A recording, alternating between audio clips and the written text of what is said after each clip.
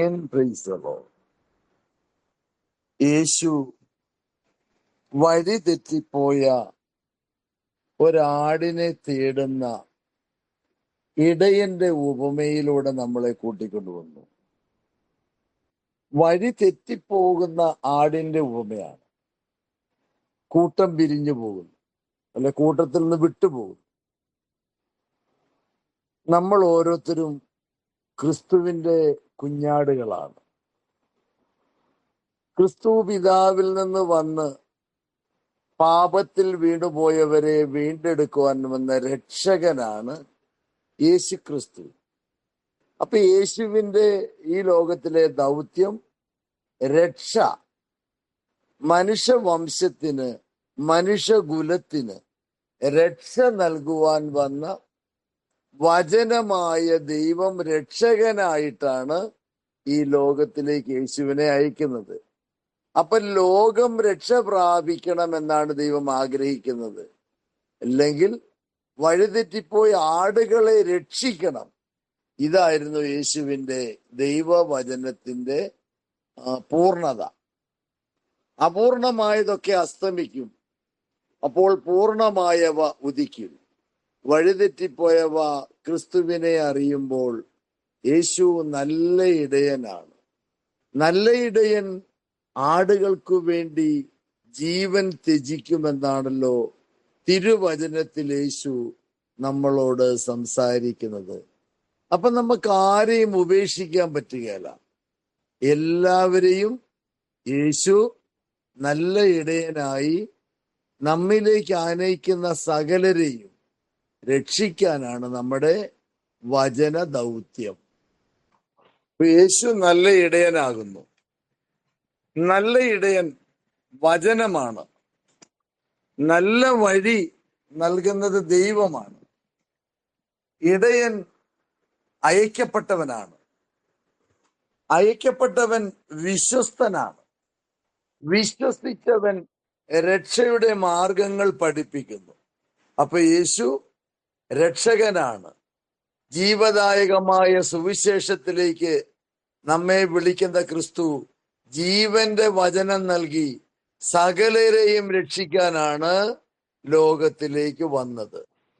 അപ്പൊ യേശു നല്ല ഇടയനാണെന്ന് നമുക്കറിയാം. നാം ക്രിസ്തുവിൽ നല്ലതായി ജീവിക്കുന്നെങ്കിൽ ക്രിസ്തുവിന്റെ ഇടയന്മാരായി നമുക്ക് ഈ ലോകത്ത് ജീവിക്കാം.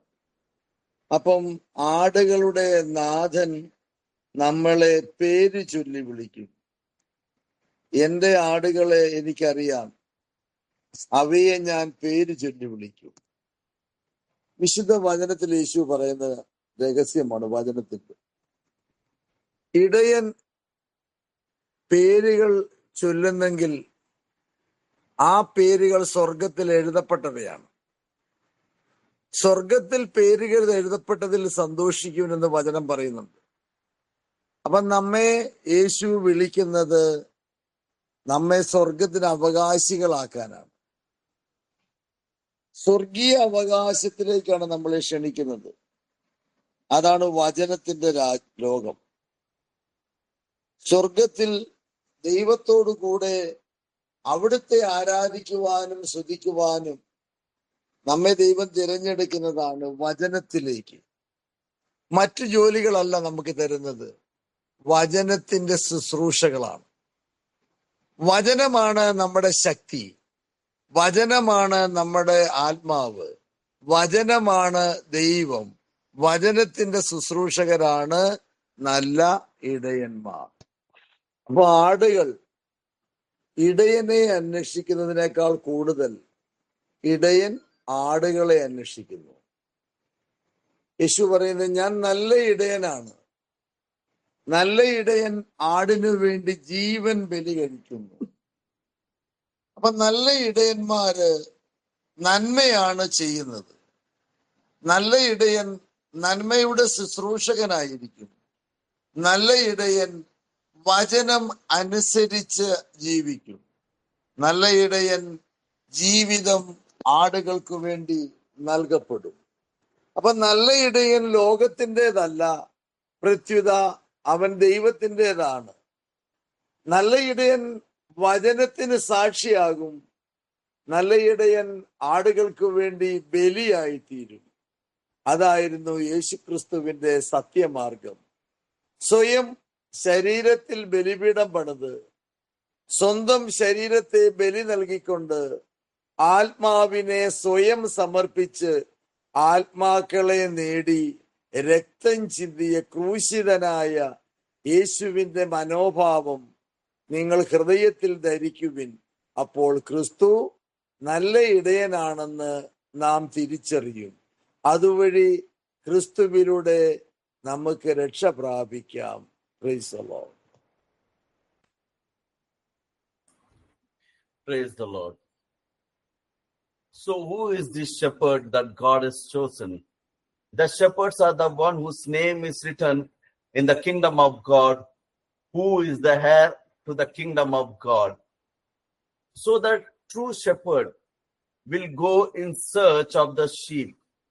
Sheep doesn't come in search of the shepherd. Shepherd is going out of the way in search of the sheep. So the word of God is what leads that shepherd. Word of God is the life of God, the spirit of God, is the breath of God. So one who has this word of God, we have to go out and seek the sheep whom God has given for us.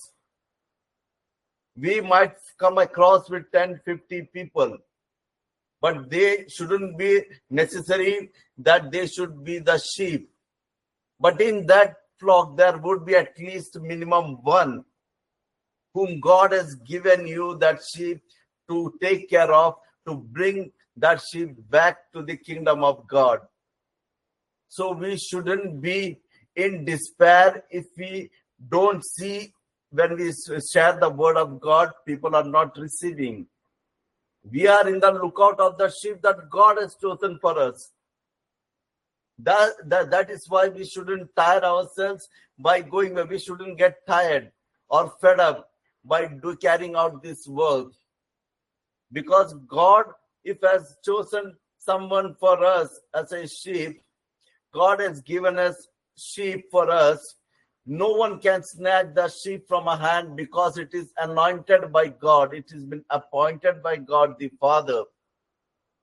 As Jesus said that Father has given me and no one can snatch them away from the Father's hand. Praise the Lord. So we get a new understanding here that when we go in search of the sheep to proclaim the word of God, it would be a tiring movement, but that shouldn't put us in despair or in restlessness or in any irritate emotions. Rather, we should be filled with God's peace because we are not doing our own work. It is we are doing God's work. So we shouldn't be bothered about anything else rather than we should be bothered about that we do good, that we remain good to others, and we teach the word of God to others. If we keep on doing this, that is where in John 15 it says that God will prune us, okay, for us to grow, so that the Spirit of God may grow more and more in us, and we may decrease and humble ourselves. We shouldn't become restless.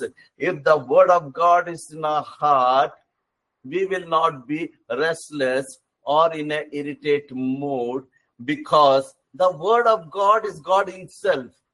If it is so, God is peace, God is merciful, God is love. If we are mindful of God always, that is our heart, in our heart there is the word of God. So what did Jesus do? Jesus should be our role model for anything. Nowhere else we have to look for. Jesus built the altar of sacrificial altar in his body itself, and he sacrificed for all the sheep. Just imagine from that we can get to know the teaching, how the shepherd whom God has chosen should be, and what is the role of the shepherd. The shepherd will go out of the way to reach out to the sheep, and what? To give the word of God. Because in the word of God there is hope, there is there is hope, there is belief, there is faith. So if there is these three things are there, there will not be fear. There will not be restlessness. Because the confidence in God itself says that if God is with us, who can be against us? So the situations will not frighten us, nor anybody who is following the word of God, the situation will not frighten.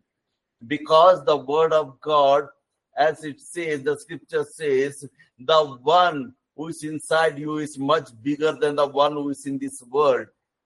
So imagine who is with us. So in that confidence, we need to reach out to the sheep that God has given for us to take care. And we would be accountable for it. God will ask us on behalf of those souls, have you done your duty well or not? Praise the Lord.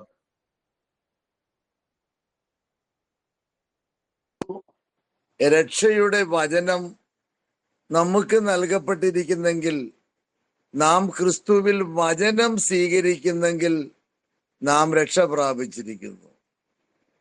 തിരുവചനം നാം മറ്റുള്ളവർക്ക് പകർന്നു കൊടുക്കുന്നെങ്കിൽ അവനും രക്ഷ പ്രാപിച്ചിരിക്കുന്നു. വചനം ഹൃദയത്തിൽ സ്വീകരിക്കുന്ന സകലരും യേശുക്രിസ്തുവിന്റെ നാമത്തിൽ രക്ഷ പ്രാപിക്കുന്നു. അപ്പൊ യേശുക്രിസ്തു ആകുന്ന ദൈവരാജ്യം നമുക്ക് നൽകപ്പെട്ടത് പിതാവായ ദൈവമാണ്. പിതാവ് തന്റെ പ്രിയപുത്രനായ യേശുവിനെ അയച്ച് പാപികളായ നമ്മളെ വീണ്ടെടുക്കുവാൻ തിരുമനസ് കാണിച്ചതിന് നന്ദി പറഞ്ഞാൽ മതിയാകയില്ല. എന്തുകൊണ്ടെന്നാൽ തന്റെ നഷ്ടപ്പെട്ടു പോയ ആടുകളുടെ ഇടയിലേക്ക് തന്റെ പ്രിയപുത്രനായ യേശുക്രിസ്തുവിനെ അയച്ച് രക്ഷയുടെ വചനം നമുക്ക് നൽകപ്പെട്ടത് നാം എല്ലാവരും യേശുക്രിസ്തുവിൽ രക്ഷ പ്രാപിക്കേണ്ടതിനും നിത്യജീവൻ അവകാശമാക്കേണ്ടതിനുമാണ്. നമ്മുടെ കർത്താവായ മിശിഹായിക്ക് സ്തുതി.